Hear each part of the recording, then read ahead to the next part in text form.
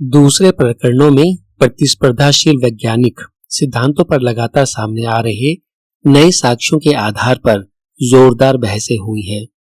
एक प्रमुख उदाहरण इस बात को लेकर बहस का है कि अर्थव्यवस्था को संचालित करने का सबसे अच्छा तरीका क्या है। अलग अलग अर्थशास्त्री भले ही ये दावा कर सकते हैं कि उनका तरीका सबसे अच्छा है, लेकिन हर वित्तीय संकट और शेयर बाजार के बुलबुले के साथ प्रामाणिकता के दावों में बदलाव आ जाता है और ये बात सामान्य तौर पर स्वीकृत है कि अर्थशास्त्र के बारे में अंतिम बात अभी कही जानी बाकी है। कुछ दूसरे प्रकरण ऐसे हैं जिनमें कुछ खास परिकल्पनाएं उपलब्ध साक्ष्य के आधार पर इस कदर लगातार अटल बनी हुई हैं कि सारे विकल्प बहुत पहले नाकामयाब हो चुके हैं। इस तरह की परिकल्पनाओं को सत्य मानकर स्वीकार किया जाता है। तब भी इस बात पर हर कोई सहमत है कि अगर ऐसा कोई नया साक्ष्य सामने आया होता जिसने उस परिकल्पना का खंडन किया होता तो उसमें संशोधन किया गया होता या उसको अस्वीकार कर दिया गया होता। इनके अच्छे उदाहरणों में सतह विवर्तनिकी सिद्धांत, प्लेट टेक्टोनिक थ्योरी और विकासवाद का सिद्धांत शामिल है। अज्ञान को स्वीकार करने की तत्परता ने आधुनिक विज्ञान को ज्ञान की किसी भी पुरानी परंपरा के मुकाबले और भी ज्यादा गत्यात्मक, लचीला और जिज्ञासापूर्ण बनाया है। इस चीज ने दुनिया को समझने की हमारी सामर्थ्य और नई प्रौद्योगिकियों को इजाद करने की हमारी काबिलियत में जबरदस्त विस्तार किया है। लेकिन ये हमारे सामने एक ऐसी गंभीर समस्या खड़ी करती है जिससे हमारे पूर्वजों को नहीं निपटना पड़ा था। हमारी हाल ही की धारणा है कि हम हर चीज नहीं जानते और जो ज्ञान हमारे पास है वो तक अनिश्चित है। इसका विस्तार उन साझा लोक विश्वासों, मिथकों तक है जो एक दूसरे से अपरिचित लाखों लोगों को कारगर ढंग से परस्पर सहयोग करने में सक्षम बनाते हैं। अगर साक्ष्य ये दर्शाता है कि इनमें से अनेक लोक विश्वास संदेहास्पद हैं, तो हम समाज को एकजुट कैसे रख सकते हैं? हमारे समुदाय, मुल्क और अंतर्राष्ट्रीय व्यवस्था कैसे काम कर सकती है? समाज राजनीतिक व्यवस्था को स्थिर रखने के सारे आधुनिक उपक्रमों के पास सिवा इसके और कोई विकल्प नहीं है कि वे इन दो अवैज्ञानिक पद्धतियों में से किसी एक पद्धति पर भरोसा करें। एक, किसी वैज्ञानिक सिद्धांत को लें और सामान्य वैज्ञानिक आचरण के विपरीत जाकर घोषणा करें कि यही अंतिम और परम सत्य है। ये वो पद्धति थी जिसका उपयोग नाजियों द्वारा किया गया था, जिनका दावा था कि उनकी नस्लवादी नीतियां जीव वैज्ञानिक तथ्यों के स्वाभाविक परिणाम थी, और कम्युनिस्टों द्वारा किया गया था, जिनका दावा था कि मार्क्स और लेनिन ने ऐसे परम अर्थशास्त्रीय सत्यों को समझ लिया था जिनका खंडन कभी नहीं किया जा सकता था। दो, विज्ञान को इससे बाहर कर दें और एक अवैज्ञानिक परम सत्य के मुताबिक चलना शुरू कर दें। ये उदार मानवतावाद की रणनीति रही है जो मनुष्यों की अद्वितीय मूल्यवत्ता और अधिकारों में कट्टर विश्वास पर खड़ी हुई है। एक ऐसा विश्वास जो होमो सेपियंस के वैज्ञानिक अध्ययन के साथ शर्मनाक ढंग से असंगत है। लेकिन हमें इससे आश्चर्य में नहीं पड़ जाना चाहिए। खुद विज्ञान तक को अपने अनुसंधान का औचित्य साबित करने और आर्थिक प्रबंध के लिए मजहबी और विचारधारात्मक विश्वासों पर निर्भर करना पड़ता है। तब भी आधुनिक संस्कृति अपने अज्ञान को स्वीकार करने के मामले में पहले की किसी भी संस्कृति के मुकाबले ज्यादा तत्पर रही है। जिस एक चीज की वजह से आधुनिक सामाजिक व्यवस्थाएं संगठित बनी रह सकी हैं, वो है प्रौद्योगिकी और वैज्ञानिक अनुसंधान की पद्धतियों में लगभग मजहबी स्तर की आस्था का प्रसार, जिसने किसी हद तक परम सत्यों में विश्वास की जगह ले ली है।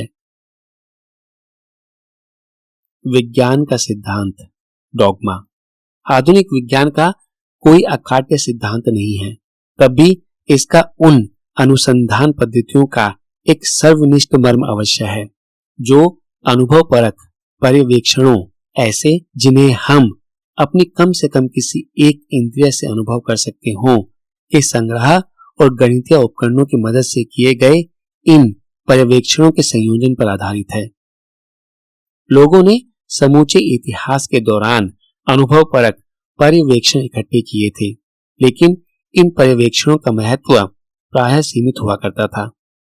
जब हमें पहले से सारे जरूरी जवाबों की जानकारी है, तब नए पर्यवेक्षणों को जुटाने पर कीमती संसाधनों को क्यों बर्बाद किया जाए। लेकिन जैसे ही आधुनिक लोगों ने इस बात को स्वीकारना शुरू किया कि उन्हें कुछ बेहद महत्वपूर्ण सवालों के जवाबों की जानकारी नहीं है, वैसे ही उन्हें सर्वथा नए ज्ञान की खोज करना आवश्यक महसूस हुआ। नतीजतन आधुनिक युग की प्रभावी अनुसंधान पद्धति ज्ञान की अपर्याप्तता को मानकर चलती है। पुरानी परंपराओं का अध्ययन करने के बजाय जोर आज नए पर्यवेक्षणों और प्रयोगों पर है। जब वर्तमान पर्यवेक्षण अतीत की परंपरा के विरोध में जाता है, तो हम पर्यवेक्षण को प्राथमिकता देते हैं। बेशक सुदूर आकाशगंगाओं के विस्तार का विश्लेषण करने वाले भौतिकीविद, किसी कांस्य युग के नगर से मिली वस्तुओं का विश्लेषण करने वाले पुरातत्वविद और पूंजीवाद के आविर्भाव का अध्ययन करने वाले राजनीति विज्ञानी परंपरा की उपेक्षा नहीं करते। वे अपने अध्ययन की शुरुआत उन्हीं बातों के साथ करते हैं जो अतीत के ज्ञानियों ने कही और लिखी है। लेकिन उदीयमान भौतिकीविदों, पुरातत्वविदों और राजनीति वैज्ञानिकों को उनके कॉलेज के प्रथम वर्ष से ही ये सिखाया जाता है कि उनकी महत्वाकांक्षा उससे परे जाने की होनी चाहिए जो आइंस्टीन, हाइनरिक श्लीमान और मैक्स वेबर जानते थे। हालांकि नीरे पर्यवेक्षण ज्ञान नहीं है। विश्व को समझने के लिए हमें पर्यवेक्षणों को आपस में जोड़कर उन्हें एक विशद सिद्धांत की शक्ल देने की जरूरत होती है। पुरानी परंपरा अपने सिद्धांतों को सामान्यतः किस्सों की पदावली में गढ़ती थी। आधुनिक विज्ञान गणित का इस्तेमाल करता है। बाइबल, कुरान, वेदों या कन्फ्यूशियाई क्लासिक्स में बहुत थोड़े से समीकरण, रेखाचित्र और गणनाएं हैं। जब पारंपरिक मिथक और धर्म ग्रंथ नियमों का विधान करते थे, तो इन नियमों को गणितीय रूप के बजाय आख्यानों की शक्ल में पेश किया जाता था। इस तरह मैनिकियाई मजहब का मूलभूत सिद्धांत दावा करता है कि जगत शुभ और अशुभ के बीच संघर्ष का रणस्थल है। अशुभ शक्ति ने पदार्थ की रचना की है और शुभ शक्ति ने आत्मा की रचना की है। मनुष्य के पास इन्हीं दो शक्तियों के बीच चयन का विकल्प है और उसे अशुभ के बजाय शुभ का चयन करना चाहिए। लेकिन मैनिकियाई मजहब के संस्थापक पैगंबर मानी ने कोई ऐसा गणितीय सूत्र सुझाने की कोशिश नहीं की जिसका इस्तेमाल इन दो शक्तियों की सामर्थ्य का आकलन करते हुए मनुष्य द्वारा चुने जाने वाले विकल्पों के पूर्वानुमान के लिए किया जा सकता। उन्होंने इस तरह की कोई गणना नहीं की कि मनुष्य पर कार्यरत शक्ति उसकी काया के परिणाम से विभाजित उसकी आत्मा के त्वरण के बराबर होती है। ये ठीक वो चीज है जिसे वैज्ञानिक साधना चाहते हैं। 1687 में आइजैक न्यूटन ने the mathematical principle of natural philosophy पुस्तक प्रकाशित की थी, जिसे तर्क संगत ढंग से आधुनिक इतिहास का सबसे महत्वपूर्ण ग्रंथ कहा जा सकता है। न्यूटन ने गति और परिवर्तन का एक सामान्य सिद्धांत प्रतिपादित किया था। न्यूटन के सिद्धांत की महानता इस बात में थी कि वो 3 अत्यंत सरल गणितीय नियमों के सहारे पेड़ के गिरते सेब से लेकर उल्कापात समेत ब्रह्मांड के सारे पिंडों की गति को समझाने और उसका पूर्वानुमान लगाने में सक्षम था। इसके बाद से जो भी कोई किसी तोप के गोले या किसी ग्रह की गति को समझना और उसका पूर्वानुमान करना चाहता था, उसे सिर्फ उस चीज के परिणाम, दिशा और गति तथा उस पर कार्यरत बलों के माप लेने भर की जरूरत थी। इन संख्याओं को न्यूटन के समीकरणों में रखकर उस वस्तु की भावी स्थिति का अनुमान किया जा सकता था। इसने जादुई ढंग से काम किया। सिर्फ 19वीं सदी के अंत के आसपास ही वैज्ञानिकों का सामना कुछ ऐसे पर्यवेक्षणों से हुआ जो न्यूटन के नियमों में ठीक से फिट नहीं बैठते थे, और ये भौतिकी की अगली क्रांति का कारण बने, सापेक्षता और क्वांटम मैकेनिक्स का सिद्धांत। न्यूटन ने बताया था कि कुदरत की किताब गणित की जुबान में लिखी गई है। कुछ अध्यायों का मुख्य हिस्सा तो स्पष्ट तौर पर समीकरणों में है, लेकिन जिन अध्येताओं ने जीव विज्ञान, अर्थशास्त्र और मनोविज्ञान को विशुद्ध न्यूटनीय समीकरणों में बांधने की कोशिश की, उन्होंने पाया कि इन अनुशासनों की जटिलता का स्तर इस तरह की महत्वाकांक्षा को व्यर्थ साबित करता है। लेकिन इसका यह मतलब नहीं था कि उन्होंने गणित को त्याग दिया। वास्तविकता के ज्यादा जटिल पक्षों से निपटने के लिए पिछले 200 सालों के दौरान गणित की एक नई शाखा विकसित हुई, सांख्यिकी। 1774 में स्कॉटलैंड के दो पादरियों अलेक्जेंडर वेबस्टर और रॉबर्ट वॉलेस ने एक ऐसी जीवन बीमा निधि स्थापित करने का फैसला किया जो दिवंगत पादरियों की विधवाओं और अनाथ बच्चों को पेंशन उपलब्ध कराती। उन्होंने प्रस्ताव किया कि उनकी चर्च का हर पादरी अपनी आय का एक छोटा सा अंश इस निधि के लिए दे, जो इस पैसे का निवेश करेगा। अगर किसी पादरी की मृत्यु होती है तो उसकी विधवा इस निधि से होने वाले मुनाफे के अंश प्राप्त करेगी। इससे उसे अपना बाकी जीवन चैन से गुजारने की गुंजाइश मिलेगी। लेकिन पादरी कितना भुगतान करे ताकि निधि में इतना पर्याप्त पैसा जमा हो सके जिससे कि वो अपनी जिम्मेदारियों का निर्वाह कर सके। यह तय करने के लिए वेबस्टर और वॉलेस के लिए यह अनुमान लगाना जरूरी था कि हर साल कितने पादरियों की मृत्यु होगी, वे अपने पीछे कितनी विधवाओं और अनाथ बच्चों को छोड़ जाएंगे और ये विधवाएं अपने पतियों की मृत्यु के बाद कितने बरस जिंदा रहेंगी। ध्यान दें कि इन दोनों पादरियों ने क्या नहीं किया। इन सवालों के जवाब हासिल करने के लिए उन्होंने ईश्वर से प्रार्थना नहीं की, न ही वे किसी अमूर्त दार्शनिक वाद विवाद में संलग्न हुए। स्कॉटलैंड के होने की वजह से वे व्यावहारिक किस्म के व्यक्ति थे, इसलिए उन्होंने एडिनबरा विश्वविद्यालय के गणित के एक प्रोफेसर कॉलिन मैकलॉरिन से संपर्क किया। इन तीनों ने मिलकर लोगों के मरने की उम्र के आंकड़े इकट्ठे किए और इन आंकड़ों के आधार पर हिसाब लगाया कि किसी भी एक साल में कितने पादरियों की मृत्यु होने की संभावना है। उनका काम सांख्यिकी और प्रोबेबिलिटी के क्षेत्र की अनेक ताजा खोजों पर आधारित था। इनमें से एक खोज थी जैकब बर्नूली की लॉ ऑफ लार्ज नंबर्स। बर्नूली ने यह सिद्धांत गढ़ा था कि जहां किसी व्यक्ति विशेष की मृत्यु जैसी किसी एक घटना का निश्चयात्मक तरीके से अनुमान लगाना मुश्किल हो सकता है, वहीं एक ही तरह की अनेक घटनाओं के औसत नतीजे का अत्यंत सटीकता के साथ अनुमान लगाया जा सकता है। इसका मतलब जहां मैकलॉरिन गणित का इस्तेमाल यह अनुमान लगाने के लिए नहीं कर सकता था कि वेबस्टर और वॉलेस अगले साल मरेंगे या नहीं, वो उपलब्ध पर्याप्त आंकड़ों के आधार पर वेबस्टर और वॉलेस को यह बता सकता था कि स्कॉटलैंड के कितने पादरी लगभग निश्चित तौर पर अगले साल मरेंगे।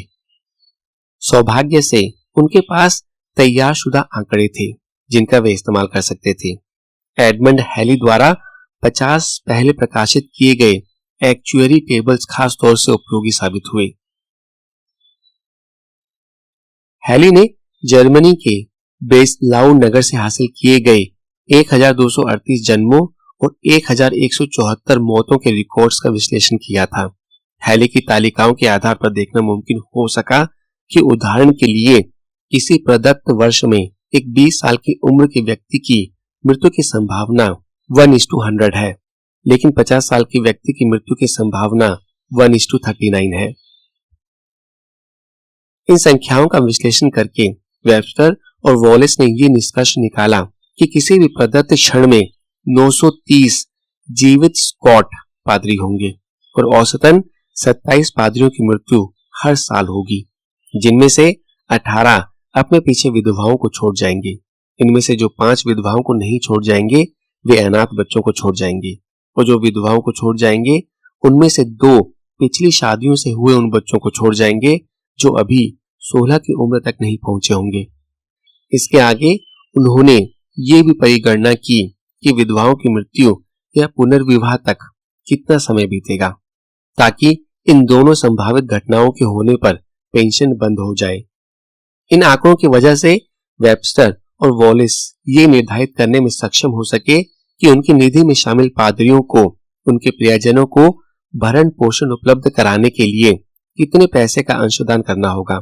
एक पादरी सालाना $2 का भुगतान कर इस बात को सुनिश्चित कर सकता था कि उसकी विधवा बीवी को सालाना कम से कम $10 मिल सकेंगे, जो उन दिनों एक तगड़ी रकम हुआ करती थी।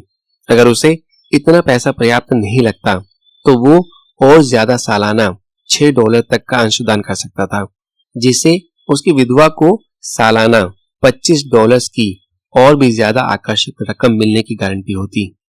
उनके आंकलन के मुताबिक 1765 का साल आते आते इस fund for a provision for the widow and children of the ministers of the church of Scotland के पास कुल $58,348 की पूंजी होती। उनका ये आंकलन विस्मयकारी ढंग से सटीक साबित हुआ। जब वो साल आया तो निधि की पूंजी $58,347 थी, उनके पूर्वानुमान से मात्र $1 कम। ये हैबकुक, जेरेमिया या सेंट जॉन की भविष्यवाणियों तक से बेहतर स्थिति थी।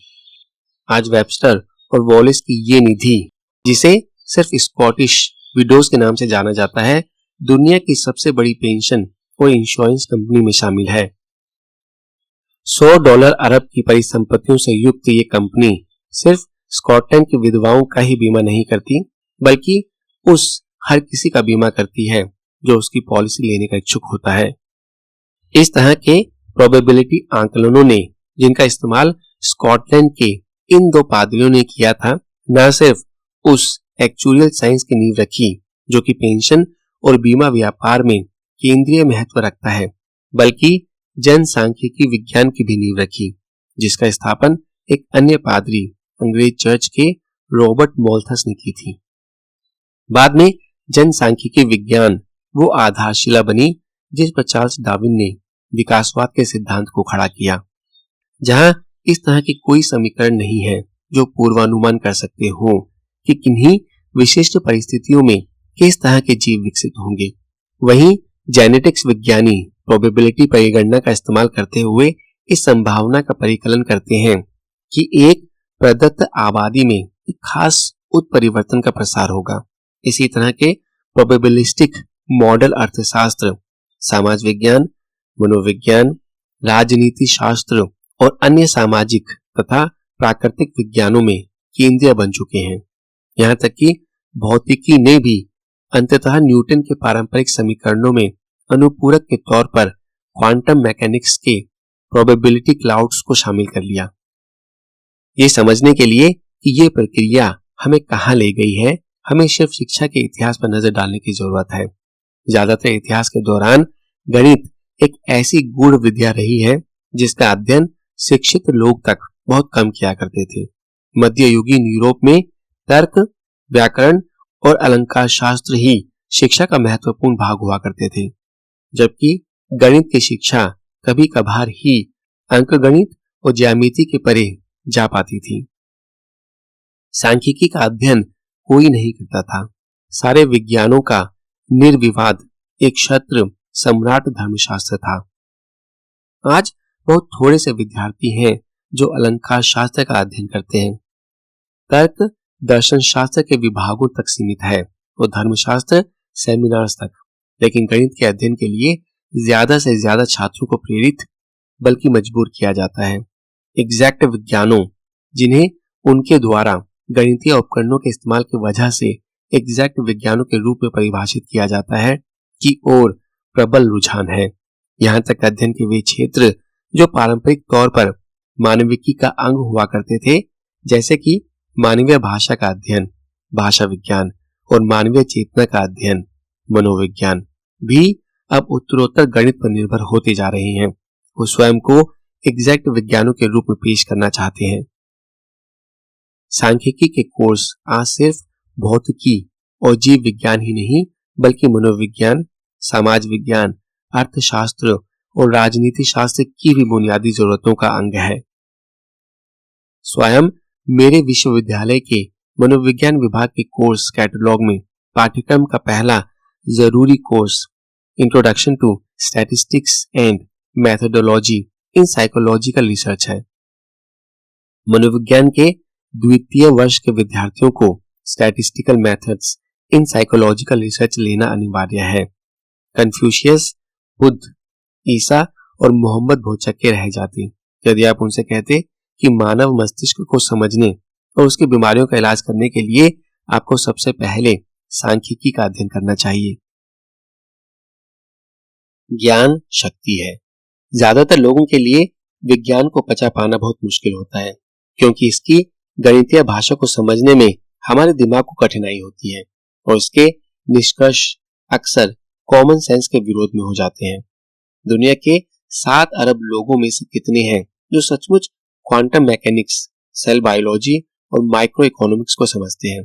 तब भी विज्ञान की व्यापक प्रतिष्ठा बनी हुई है, क्योंकि वो हमें नई शक्तियां प्रदान करता है। राष्ट्रपति और जनरल भले ही परमाणु भौतिकी को नहीं समझते हो, लेकिन वे अच्छी तरह जानते हैं परमाणु बम क्या कर सकते हैं। 1620 में फ्रांसिस बैकन ने द न्यू इंस्ट्रूमेंट के नाम से एक वैज्ञानिक घोषणा पत्र प्रकाशित किया था। इसमें उन्होंने दावा किया था कि ज्ञान शक्ति है। ज्ञान की वास्तविक परीक्षा इसमें नहीं होती कि वो सच है या नहीं, बल्कि इसमें होती है कि वो हमारी सामर्थ्य को बढ़ाता है या नहीं। वैज्ञानिक आमतौर से ये मानते हैं कि कोई भी सिद्धांत 100% सही नहीं होता। नतीजतन सत्य ज्ञान की कमजोर कसौटी है, उसकी वास्तविक कसौटी है उपयोगिता। ज्ञान की स्थापना उस सिद्धांत से होती है जो हमें कुछ नया कर सकने में सक्षम बनाता है। सदियों के दौरान विज्ञान ने हमें अनेक नए उपकरण उपलब्ध कराए हैं। इनमें से कुछ दिमागी उपकरण हैं, जैसे कि वे जिनका इस्तेमाल मृत्यु दरों या आर्थिक वृद्धि के पूर्वानुमान के लिए किया जाता है। इनसे ज्यादा महत्वपूर्ण है टेक्नोलॉजिकल उपकरण। विज्ञान और प्रौद्योगिकी के बीच गढ़ा गया रिश्ता इतना मजबूत है कि आज लोग दोनों को एक समझ बैठते हैं। हम सोचते हैं कि बिना वैज्ञानिक अनुसंधान के नई टेक्नोलॉजियों का विकास नामुमकिन है, और ऐसे अनुसंधान का कोई खास अर्थ नहीं है जिसके परिणाम नई टेक्नोलॉजी के रूप में सामने नहीं आते। वस्तुतः विज्ञान और टेक्नोलॉजी के बीच का रिश्ता हाल ही की घटना है। 1500 से पहले विज्ञान और टेक्नोलॉजी पूरी तरह से स्वतंत्र क्षेत्र थे। जब बैकन ने 17वीं सदी की शुरुआत में दोनों को आपस में जोड़ा तो वो एक क्रांतिकारी विचार था। 17वीं और 18वीं सदियों के दौरान ये रिश्ता मजबूत तो हुआ, लेकिन दोनों के बीच गठबंधन 19वीं सदी में ही हुआ। यहाँ तक कि 1800 में भी ताकतवर फौज की इच्छा रखने वाले ज्यादातर हुक्मरान और कामयाब व्यापार की इच्छा रखने वाले ज्यादातर रईस व्यापारी भौतिकी, जीव विज्ञान या अर्थशास्त्र के क्षेत्र में अनुसंधानों में पैसा लगाने की परवाह नहीं करते थे। मेरा इरादा यह दावा करने का नहीं है कि इस स्थिति के कोई अपवाद नहीं थे। एक अच्छा इतिहासकार हर चीज की मिसालें खोज सकता है, लेकिन उससे भी अच्छा इतिहासकार वो है जो जानता है कि ये मिसालें कब ऐसे कौतूहलों के सिवा और कुछ नहीं होती जो व्यापक तस्वीर को धुंधला कर देती हैं। सामान्य तौर पर बात करें तो पूर्व आधुनिक युग के ज्यादातर शासक और व्यापारी नई टेक्नोलॉजी विकसित करने के लिए विश्व की प्रकृति के बारे में शोध पर पैसा नहीं लगाते थे, और ज्यादातर विचारक अपने वैचारिक निष्कर्षों या टेक्नोलॉजिकल युक्तियों में परिवर्तित करने की कोशिश नहीं करते थे। शासक ऐसे शैक्षणिक संस्थानों को पैसा देते थे जिन्हें शासन की ओर से ये आदेश मिला होता था कि वे मौजूदा व्यवस्था को मजबूत बनाने के उद्देश्य से पारंपरिक ज्ञान का प्रचार प्रसार करें।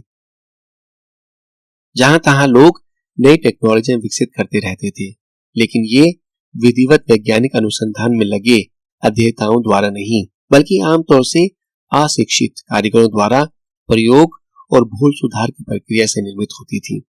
बैलगाड़ियां तैयार करने वाले कारीगर साल दर साल एक ही तरह की सामग्री का इस्तेमाल करते हुए उसी तरह की बैलगाड़ियां बनाते रहते थे।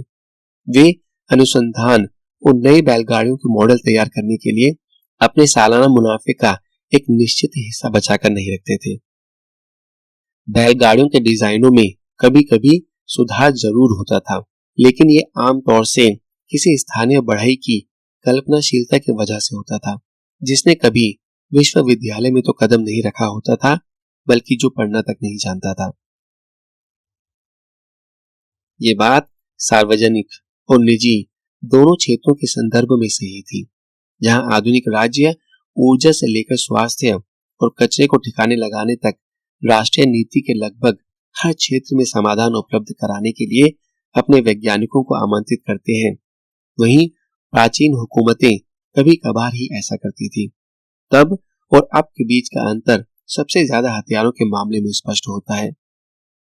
जब 1961 में निवर्तमान राष्ट्रपति ड्वाइट आइजनहावर ने सैन्य औद्योगिक परिसर मिलिट्री इंडस्ट्रियल कॉम्प्लेक्स की बढ़ती हुई ताकत के बारे में चेतावनी दी थी, तो उन्होंने इस समीकरण के एक हिस्से का जिक्र नहीं किया था।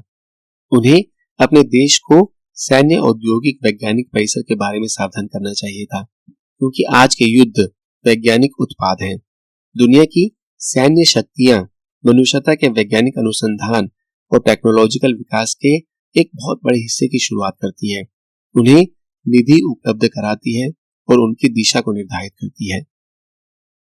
जब पहला विश्व युद्ध लंबी चलने वाली मोर्चाबंदी की खंदक में फंस गया था, तो इस गतिरोध को समाप्त करने और राष्ट्र को बचाने के लिए दोनों पक्षों ने वैज्ञानिकों का आह्वान किया था। इन सफेदपोशों ने इस आह्वान का जवाब दिया और प्रयोगशालाओं से करामाती हथियारों का एक अनवरत प्रवाह फूट पड़ा।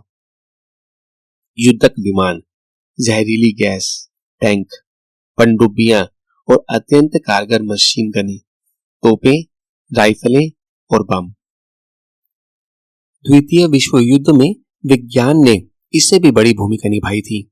1944 के अंत के करीब जर्मनी लड़ाई हार रहा था और उसकी पराजय आसन्न थी।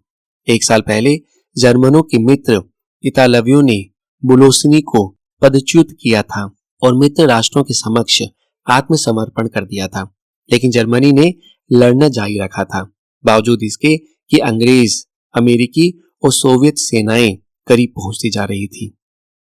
जर्मन सैनिकों और नागरिकों को जिस एक वजह से उम्मीद बंधी थी, वो ये थी कि उन्हें विश्वास था कि जर्मन वैज्ञानिक V2 रॉकेट और जेट पावर्ड विमानों जैसे करामाती हथियारों की मदद से उनकी किस्मत पलट देने वाले थे।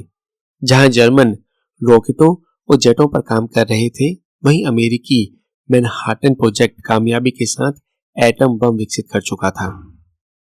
अगस्त 1945 के शुरुआती दिनों में इस बम के तैयार होने तक जर्मनी तो आत्मसमर्पण कर चुका था, लेकिन जापान मोर्चे पर डटा था। अमेरिकी सेनाएं इसके घरेलू द्वीपों पर आक्रमण करने को तैयार थी।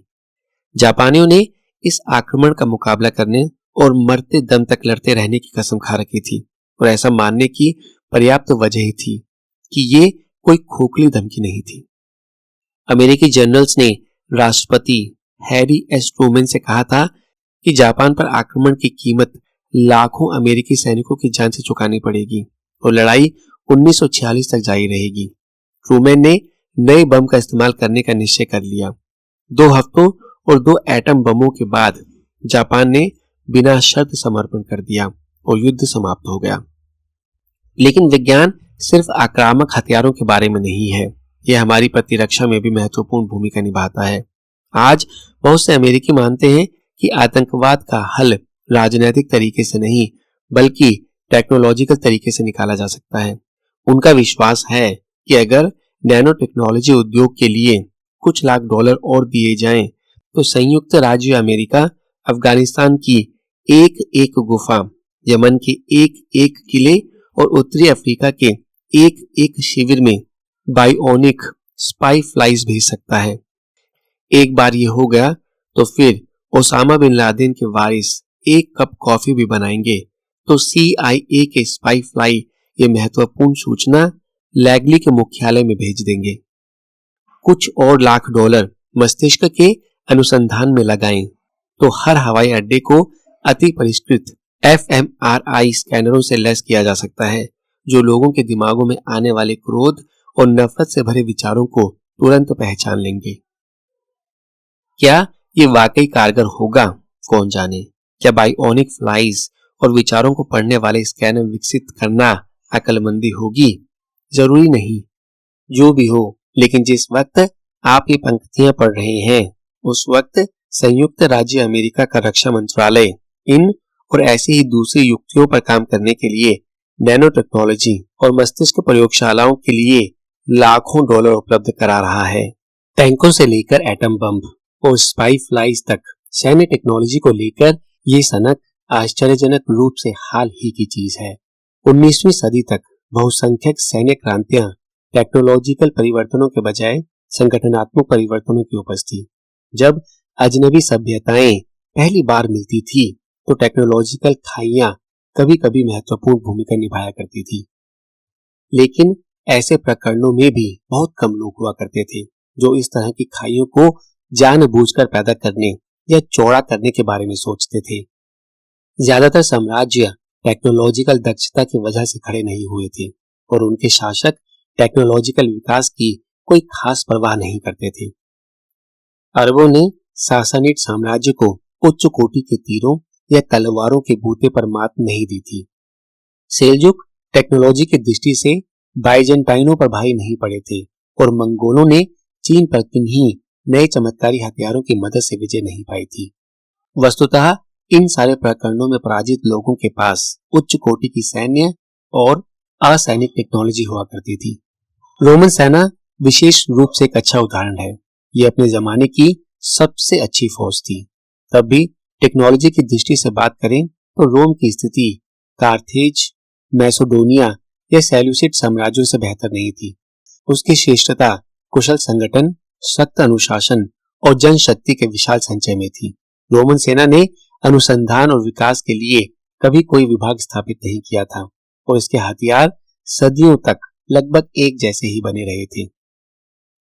अगर सीपियो एमिलियनस, वो जनरल जिसने ईसा पूर्व दूसरी सदी में कार्थेज को पछाड़ा था और नुमानताइयों को पराजित किया था, की फौज 500 साल बाद कॉन्स्टेंटाइन द ग्रेट के युग में अचानक प्रकट हो गई होती तो पूरी संभावना है कि सीपियो ने कॉन्स्टेंटाइन को पराजित कर दिया होता।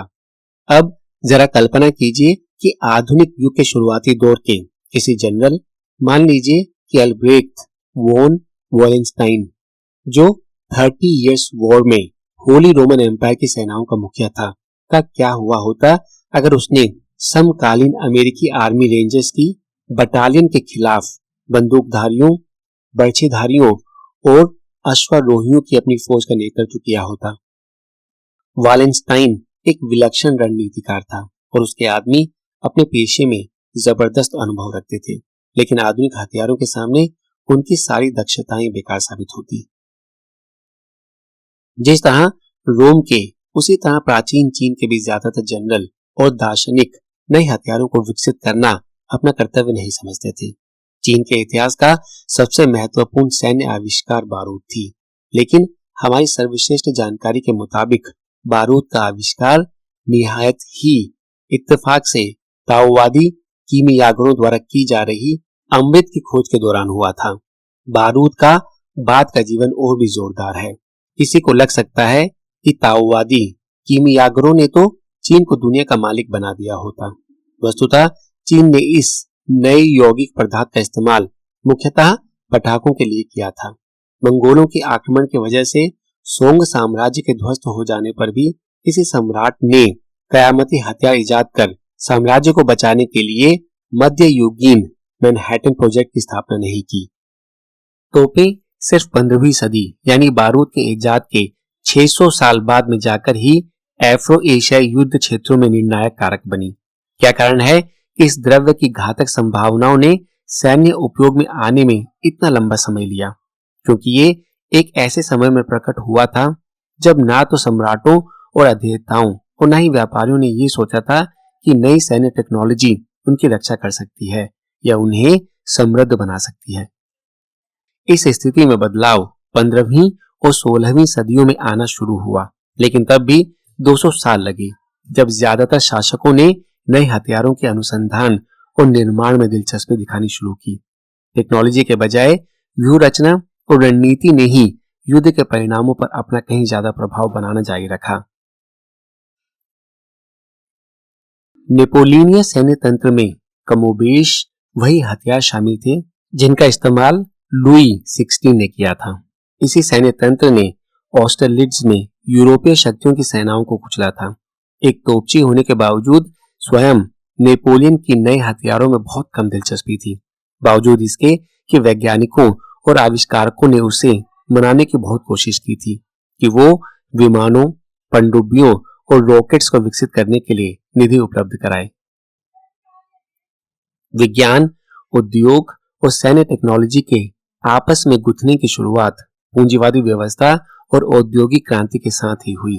लेकिन जैसे ही एक बारगी ये रिश्ता कायम हुआ, इसने बहुत तेजी के साथ दुनिया को बदल दिया।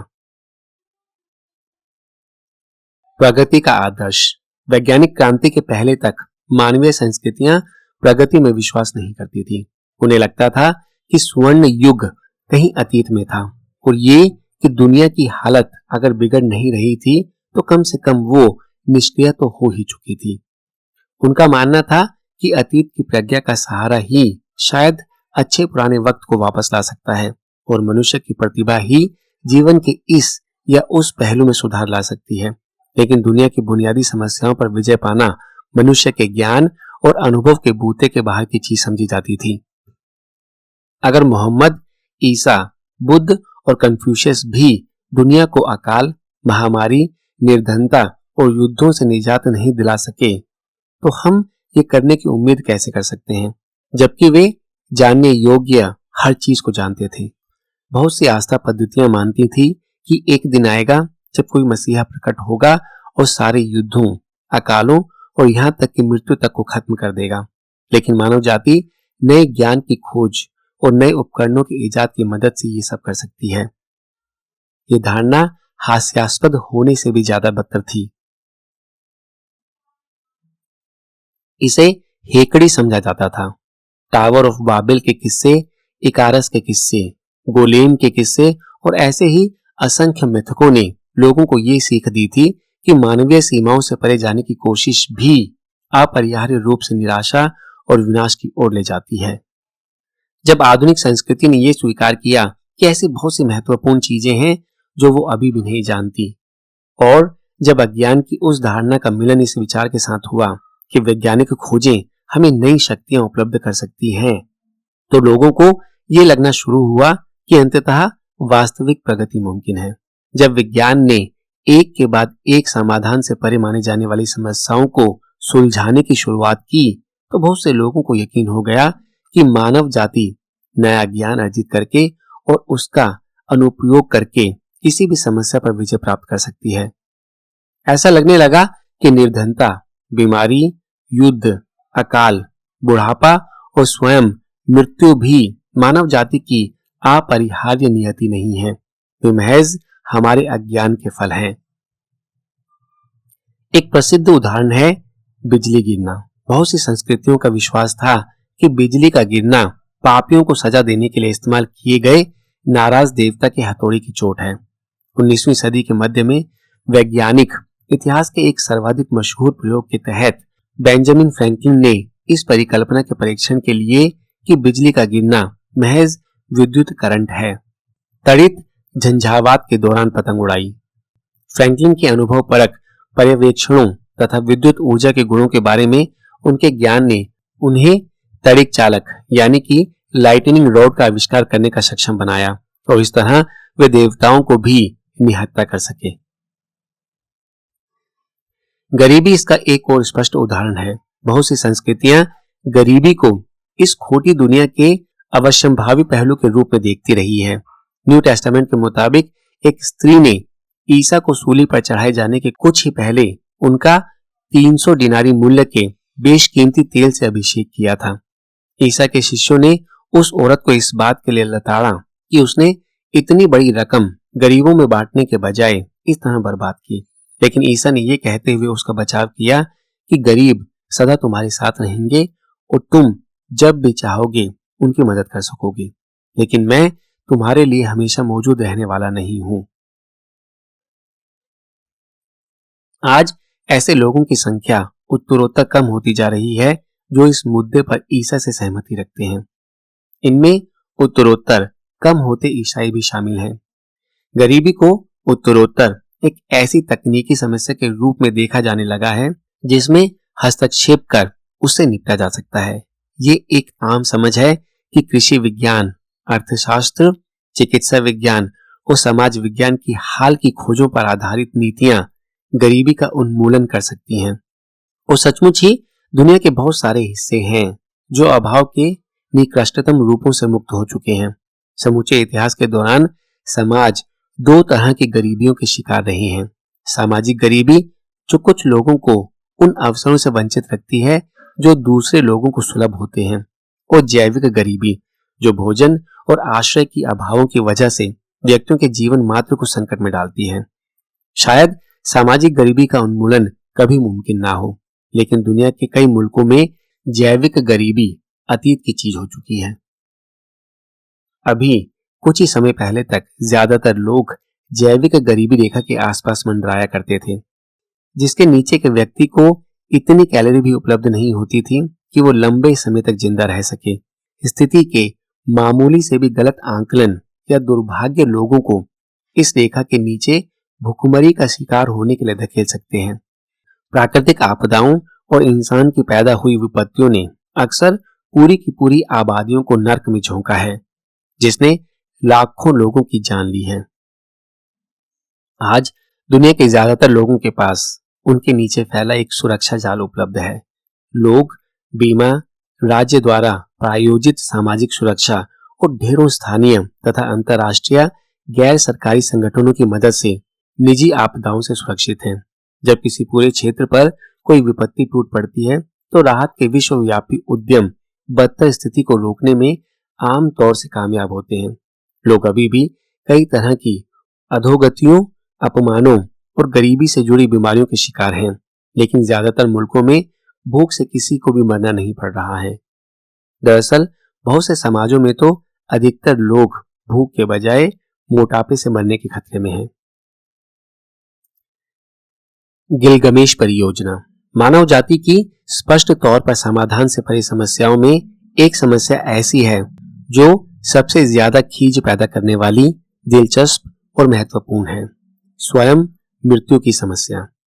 आधुनिक युग के परवर्ती दौर के पहले ज्यादातर मजहब और विचारधाराएं मानकर चलती थी कि मृत्यु हमारी अपरिहार्य नियति है। इसके अतिरिक्त ज्यादातर आस्था पद्धतियों ने मृत्यु को जीवन के अर्थ के मुख्य स्रोत में बदल लिया था। जरा इस्लाम, ईसाइयत या मिस्र के प्राचीन मजहब की मृत्यु रहित दुनिया में होने की कल्पना करिए। इन मजहबी पंथों ने लोगों को सिखाया था कि उन्हें मृत्यु से ऊपर उठने और हमेशा हमेशा के लिए पृथ्वी पर जीवित बने रहने की कामना करने के बजाय मृत्यु को स्वीकार करना चाहिए और अपनी उम्मीदों को मरणोपरांत जीवन पर केंद्रित करना चाहिए। मनीषी लोग मृत्यु को अर्थ देने में लगे हुए थे, न कि उससे छुटकारा पाने की कोशिश में। ये उस प्राचीन मिथक की विषय वस्तु है जो युगों दूर से हम तक आया है। प्राचीन सुमेर का गिलगमेश मिथक। इसका नायक उरुक का राजा गिलगमेश था।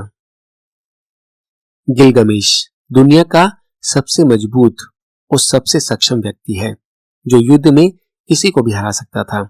एक दिन गिलगमेश का अंतरंग मित्र एनकीडू मर जाता है। गिलगमेश कई दिनों तक उसके शव के पास बैठा उसे ध्यान से देखता रहा कि एक दिन उसने अपने इस दोस्त की नाक के एक कीड़े को बाहर निकलते देखा। उस क्षण गिलगमेश जबरदस्त दहशत से भर उठा और उसने संकल्प कर लिया कि वो कभी नहीं मरेगा। वो किसी तरह मृत्यु को पराजित करने का तरीका ढूंढ निकालेगा। इसके बाद गिलगमेश विश्व के आखिरी छोर तक की यात्रा पर निकल गया।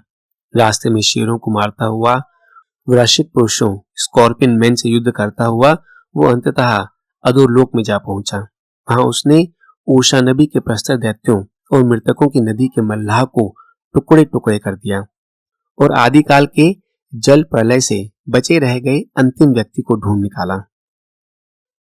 तब भी गिलगमेश अपनी तलाश में नाकामयाब रहा। वो हमेशा की तरह नश्वर खाली हाथ वापस लौट आया, लेकिन अब उसे एक नया ज्ञान प्राप्त हो चुका था।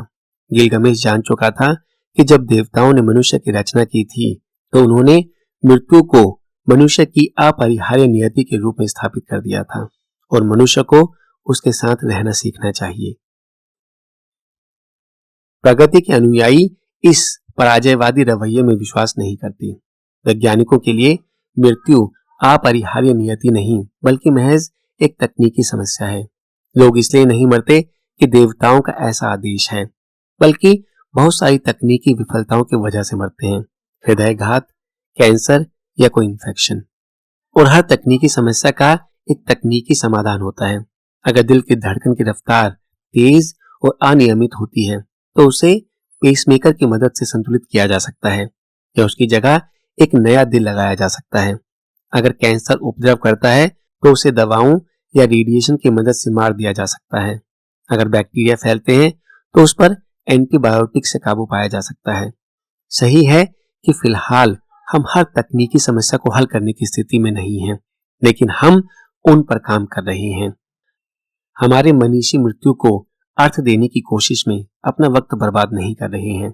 इसके बजाय वे बीमारी और बुढ़ापे के लिए जिम्मेदार फिजियोलॉजिकल, हार्मोनल और जेनेटिक प्रणालियों की जांच पड़ताल में लगे हैं।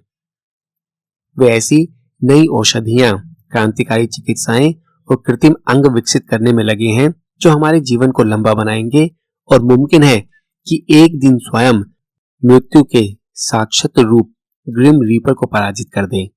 इतने मुंहफट ढंग से बात करते हुए नहीं सुना होगा।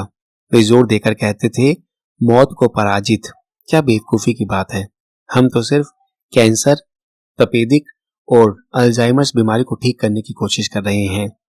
लोग मौत के मसले पर बात करने से बचते थे क्योंकि ये लक्ष्य पकड़ से बाहर प्रतीत होता था। अकारण उम्मीदें क्यों जगाई जाएं, लेकिन अब हम एक ऐसे मुकाम पर हैं जब हम इस बारे में साफ गोई बरत सकते हैं।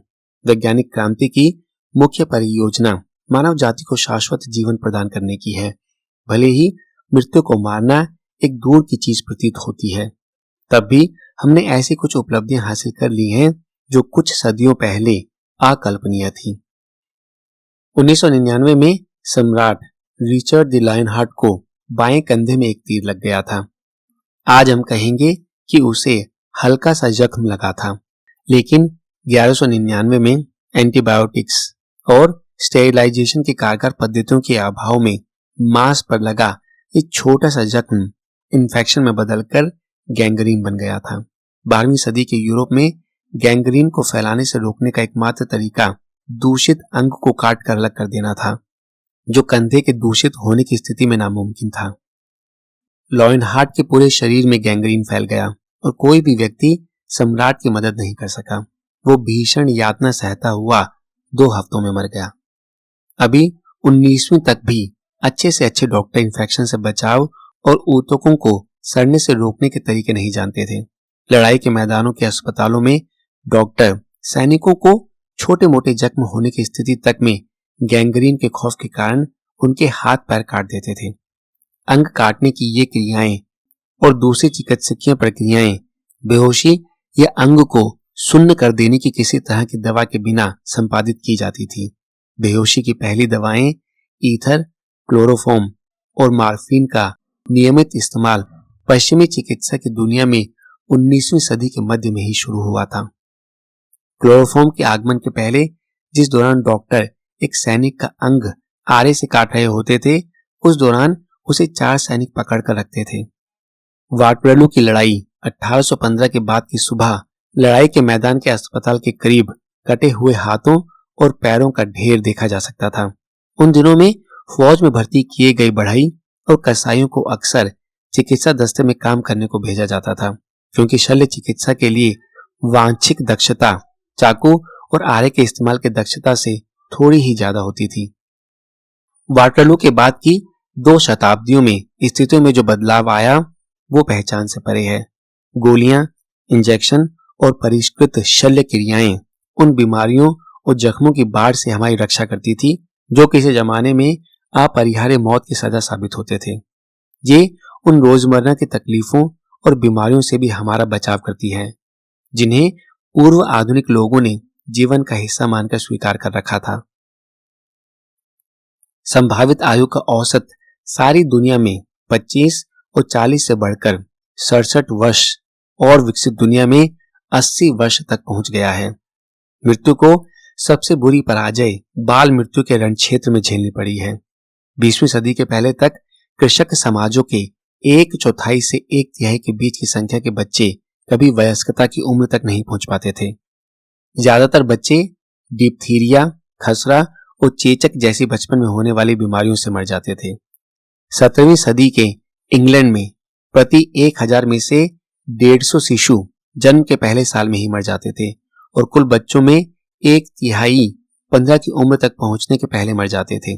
आज 1000 में से मात्र 5 अंग्रेज शिशु ही अपने जन्म के पहले साल में मरते हैं और 1000 में मात्र 7 बच्चे 15 की उम्र के पहले मरते हैं।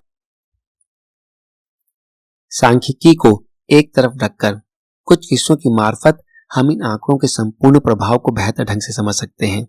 एक अच्छा उदाहरण है इंग्लैंड के सम्राट एडवर्ड वन और उसकी पत्नी महारानी एलेनोर के परिवार का।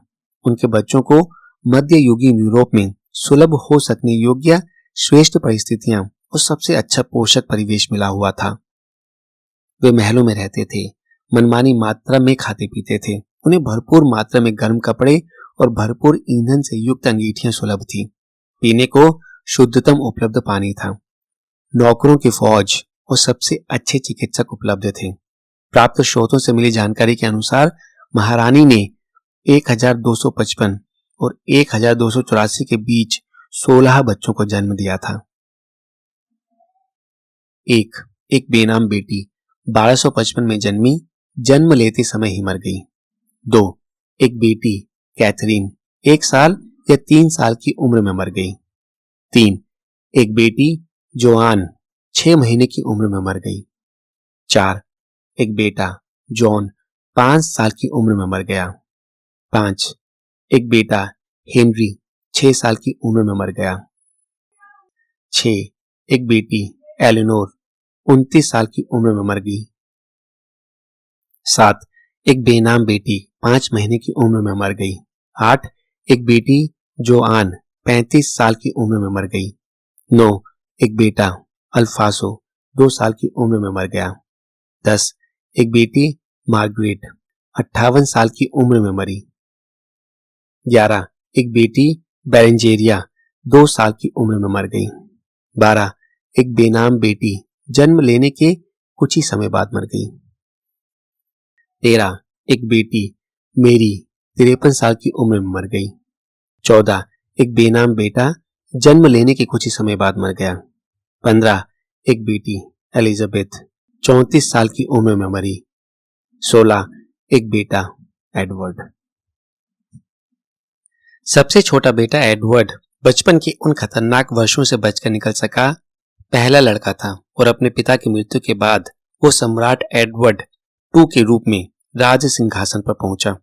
दूसरे शब्दों में एलेनोर को एक अंग्रेज महारानी की बुनियादी मुहिम पूरी करने में, यानी अपने पति को एक मर्द वारिस मुहैया कराने में 16 बार कोशिश करनी पड़ी।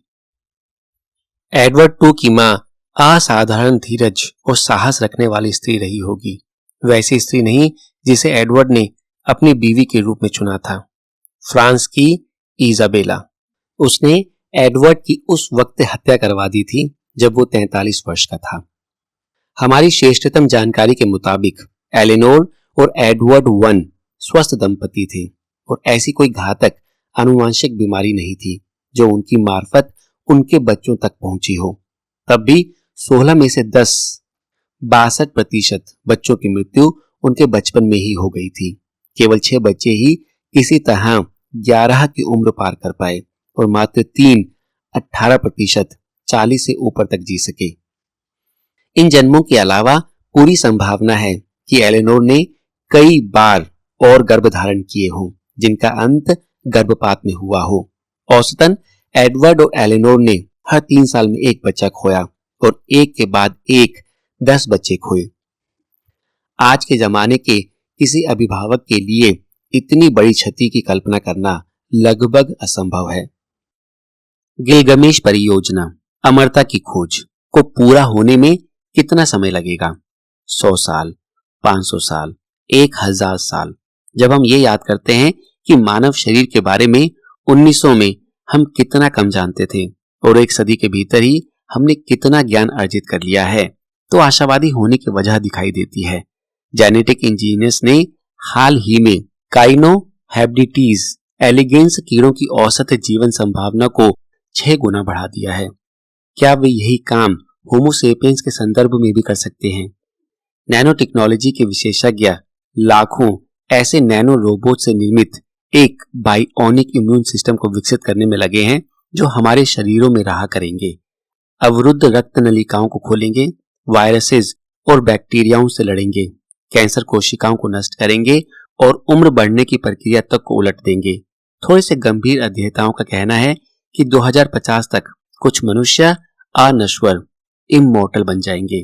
अमर इममॉर्टल नहीं, क्योंकि किसी दुर्घटना की वजह से वे तब भी मर सकेंगे, लेकिन अनश्वर, जिसका मतलब है कि किसी जानलेवा आघात के अभाव में उनका जीवन अनंत काल तक खींचता चला जाएगा।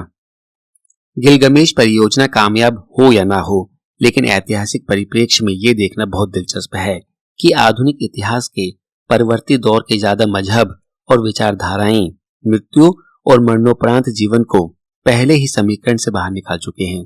18वीं सदी तक मजहब मृत्यु और उसके परिणाम को जीवन के अर्थ के संदर्भ में केंद्रीय महत्व देते थे। 18वीं सदी की शुरुआत के साथ मजहबों और उदारतावाद, समाजवाद और नारीवाद जैसी विचारधाराओं ने मरणोपरांत जीवन में सारी दिलचस्पियां खो दी। एक साम्यवादी का उसके मरने के बाद ठीक ठीक क्या होता है, पूंजीपति का क्या होता है, एक नारीवादी का क्या होता है, इन सवालों के जवाब मार्क्स, एडम स्मिथ या सिमोन द बोवा के लेखन में खोजना व्यर्थ है। एकमात्र विचारधारा जो अभी भी मृत्यु को केंद्रीय भूमिका प्रदान करती है वो है राष्ट्रवाद। अपने सबसे काव्यात्मक और हताश क्षणों में राष्ट्रवाद आश्वासन देता है कि जो भी कोई राष्ट्र के हित में जान का बलिदान करेगा वो उसकी सामूहिक स्मृति में हमेशा जिंदा रहेगा। लेकिन यह आश्वासन इतना धुंधला है कि जो सबसे ज्यादा राष्ट्रवादी है उन तक को भी इसका मतलब समझ में नहीं आता। विज्ञान पर धन वर्षा। हम एक तकनीकी युग में रह रहे हैं। बहुत सारे लोग ये माने हुए हैं कि विज्ञान और टेक्नोलॉजी के पास हमारी सारी समस्याओं के समाधान मौजूद हैं। हमें सिर्फ वैज्ञानिकों और टेक्नीशियंस को अपना काम करने देना चाहिए और वे पृथ्वी पर स्वर्ग का निर्माण कर देंगे। लेकिन विज्ञान कोई ऐसा उद्यम नहीं है जो बाकी सारी इंसानी गतिविधियों के ऊपर किसी श्रेष्ठ नैतिक या आध्यात्मिक स्तर पर खड़ा हो। हमारी संस्कृति के तमाम दूसरे अंगों की ही तरह इसका रूपाकार भी आर्थिक, राजनैतिक और मजहबी हितों से तय होता है। विज्ञान बहुत ही खर्चीला मामला है। इंसान के प्रतिरक्षी तंत्र, इम्यून सिस्टम को समझने की कोशिश में लगे एक जीव विज्ञानी को प्रयोगशाला सहायकों, इलेक्ट्रीशियंस, प्लम्बर्स और क्लीनरों की जरूरत तो होती ही है। प्रयोगशालाओं, टेस्ट ट्यूब्स, रसायन और इलेक्ट्रॉन माइक्रोस्कोप्स की भी जरूरत होती है। क्रेडिट मार्केट्स का मॉडल तैयार करने की कोशिश में लगे एक अर्थशास्त्री को कंप्यूटर खरीदना, विशाल डेटा बैंक खड़ा करना और जटिल किस्म के डेटा प्रोसेसिंग प्रोग्राम विकसित करना अनिवार्य होता है। आदिम शिकारी भोजन संग्रहकर्ताओं के व्यवहार को समझने के इच्छुक पुरातत्वविद को दूर देशों की यात्राएं करना, प्राचीन खंडहरों की खुदाई करना और जीवाश्मीकृत अस्थियों और वस्तुओं का काल निर्धारित करना अनिवार्य होता है। इन सब में पैसा लगता है। पिछले 500 सालों के दौरान वैज्ञानिक अनुसंधान के लिए ज्यादातर सरकारों, व्यापारिक घरानों, फाउंडेशंस और निजी दानदाताओं द्वारा अरबों डॉलर की आपूर्ति जारी रखने की तत्परता की बदौलत आधुनिक विज्ञान ने विस्मयकारी उपलब्धियां हासिल की हैं। इन लाखों डॉलर्स ने ब्रह्मांड की रूपरेखा तैयार करने, ग्रहों के मानचित्र तैयार करने और प्राणियों के साम्राज्य का कैटलॉग तैयार करने की दिशा में उससे कई गुना ज्यादा काम किया है जितना गैलीलियो गैलीली, क्रिस्टोफर कोलंबस और चार्ल्स डार्विन ने किया था। अगर ये खास विलक्षण प्रतिष्ठाएं कभी पैदा ना हुई होती तो इनकी अंतर्दृष्टियां शायद दूसरे लोगों के माध्यम से सामने आई होती। लेकिन अगर सचमुच निधियां उपलब्ध नहीं रही होती तो कोई विलक्षण बौद्धिक प्रतिभा इसकी भरपाई ना कर सकी होती। उदाहरण के लिए, अगर डार्विन कभी पैदा ना हुआ होता तो आज हम विकासवाद के सिद्धांत का श्रेय अल्फ्रेड रसेल वॉलेस को देते, जो डार्विन से स्वतंत्र रूप में प्राकृतिक वर्ण के रास्ते विकास प्रक्रिया का विचार लेकर आया था। लेकिन अगर यूरोपीय शक्तियों ने सारी दुनिया में भौगोलिक, जीव वैज्ञानिक और वनस्पति शास्त्रीय अनुसंधानों में धन न लगाया होता तो डार्विन या वॉलेस में से किसी को भी विकासवाद का सिद्धांत गढ़ने के लिए आवश्यक अनुभवपरक आंकड़े उपलब्ध ना होते। कोई संभावना है कि उन्होंने ऐसा सिद्धांत गढ़ने की कोशिश ही ना की होती। क्या वजह है कि सरकारों और व्यापारिक घरानों की तिजोरियों से ये अरबों डॉलर्स बहकर प्रयोगशालाओं और विश्वविद्यालयों में पहुंचे। अकादमिक समुदाय में ऐसे बहुत से लोग हैं जो इतने भोले हैं कि वे शुद्ध विज्ञान में विश्वास करते हैं। उनका मानना है कि सरकार और व्यापारिक घराने उन्हें उनकी मनमर्जी के मुताबिक अनुसंधान करने के लिए निस्वार्थ भाव से पैसा देते हैं, लेकिन ये वैज्ञानिक फंडिंग की असल हकीकतों को शायद ही बयान करती हो। ज्यादातर वैज्ञानिक अध्ययनों को निधि इसलिए उपलब्ध कराई जाती है क्योंकि किसी को यह विश्वास होता है कि ये अध्ययन किन्हीं राजनैतिक, आर्थिक या मजहबी लक्ष्यों को हासिल करने में मदद कर सकते हैं। उदाहरण के लिए 16वीं सदी में सम्राटों और बैंकरों ने सारी दुनिया में भौगोलिक खोज अभियानों को धन मुहैया कराने के लिए अपार संसाधनों के रास्ते खोल दिए थे, लेकिन बाल मनोविज्ञान के अध्ययन के लिए वे एक पैसा भी नहीं देते थे। ऐसा इसलिए था कि सम्राटों और बैंकरों का अनुमान था कि नए भौगोलिक ज्ञान की खोज उन्हें नए मुल्कों को जीतने और व्यापारिक साम्राज्य खड़े करने में सक्षम बनाएगी, जबकि बाल मनोविज्ञान को समझने में उन्हें कोई लाभ नहीं दिखाई देता था। 1940 में अमेरिका और सोवियत यूनियन की सरकारों ने जलमग्न पुरातत्व, अंडर वाटर आर्कियोलॉजी के बजाय परमाणु भौतिकी के अध्ययन के लिए विपुल संसाधनों के रास्ते खोल दिए थे। उनका अनुमान था कि परमाणु भौतिकी का अध्ययन उन्हें परमाणु हथियार विकसित करने में सक्षम बनाएगा, जबकि जलमग्न पुरातत्व से युद्ध जीतने में मदद मिलने की कोई संभावना नहीं थी। वैज्ञानिक खुद उन राजनैतिक, आर्थिक और मजहबी स्वार्थों के प्रति सजग नहीं होते। अभी कुछ ही समय पहले तक आपने वैज्ञानिकों जो पैसे के प्रवाह को नियंत्रित करते हैं, ज्यादातर वैज्ञानिक तो दरअसल विशुद्ध बौद्धिक जिज्ञासा के कारण काम करते हैं, लेकिन ऐसा बहुत कम होता है कि वैज्ञानिक कार्यसूची को वैज्ञानिक तय करते हों। यहां तक कि अगर हम राजनैतिक, आर्थिक और मजहबी स्वार्थों से अप्रभावित विशुद्ध विज्ञान में पैसा लगाना भी चाहें तो ये शायद असंभव होगा। हमारे संसाधन भी तो आखिर सीमित हैं।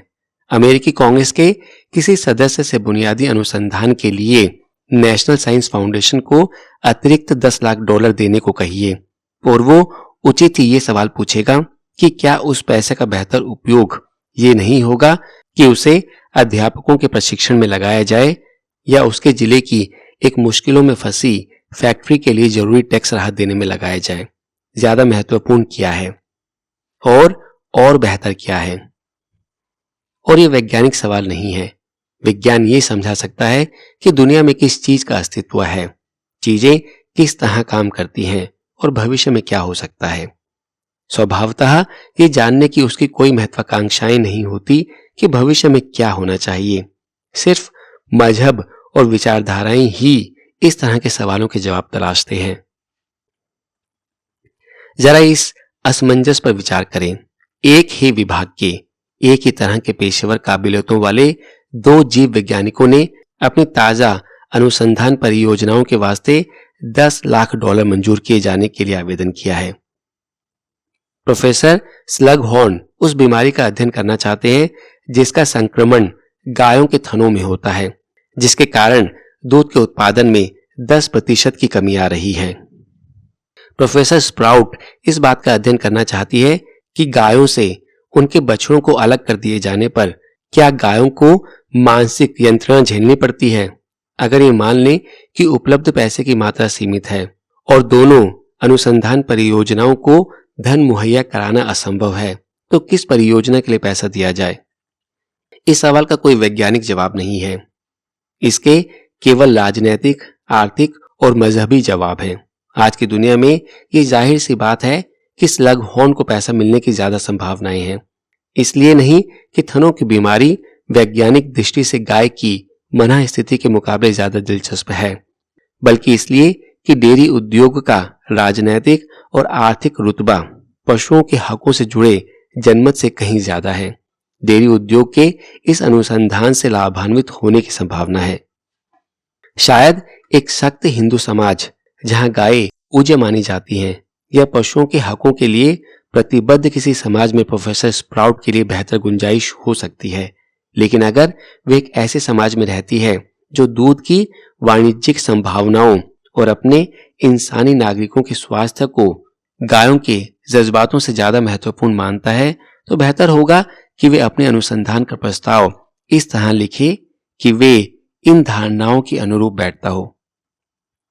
उदाहरण के लिए वे इस तरह लिख सकती है कि उदासी दूध के उत्पादन में कमी लाती है। अगर हम डेयरी की गायों की मानसिक दुनिया को समझ लें तो हम ऐसी साइकियाट्रिक दवाएं तैयार कर सकते हैं जो गायों की मनस्थिति में सुधार ला सकती हो, और इस तरह जिसकी वजह से दूध के उत्पादन में 10% तक की बढ़ोतरी हो सकेगी।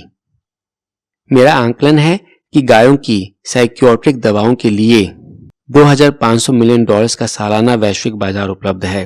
विज्ञान अपनी स्वयं की प्राथमिकताओं को तय करने में असमर्थ है। वो इस बात का निर्धारण करने में असमर्थ है कि वो अपनी खोजों के साथ क्या करे।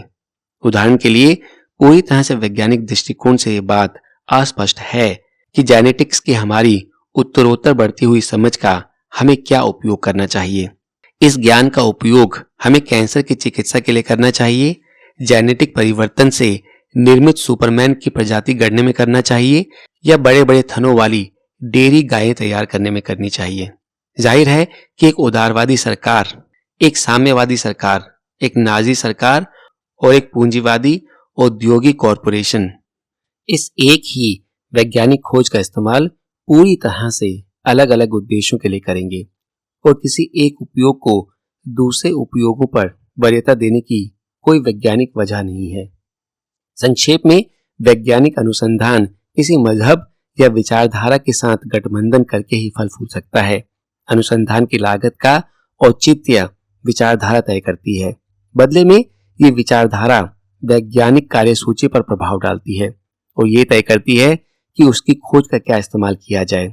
इसलिए ये समझने के लिए कि मनुष्य असंख्य वैकल्पिक गंतव्यों में से अलामोगोर्डो और चंद्रमा तक किस तरह पहुंचा है, भौतिकीविदों, जीव वैज्ञानियों और समाजशास्त्रियों की उपलब्धियों का सर्वेक्षण भर काफी नहीं है।